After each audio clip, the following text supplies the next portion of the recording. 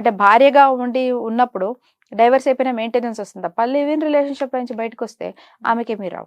ఇందులో మళ్ళీ ఈ మధ్య కాలంలో ఏంటంటే ఈ కొంతకాలం లివ్ ఇన్ లో ఉన్నప్పుడు ఆ తర్వాత అది బై డిఫాల్ట్ పెళ్లిగానే కన్సిడర్ చేయాలి అన్న మాట అన్నది వస్తుంది.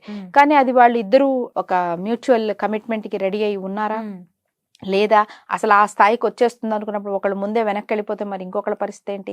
ఇవన్నీ చెప్పలేని ప్రశ్నలు, అంటే సమాధానం లేని ప్రశ్నలు. కాబట్టి ఇన్ని రకాల సమస్యలు వస్తున్నాయి.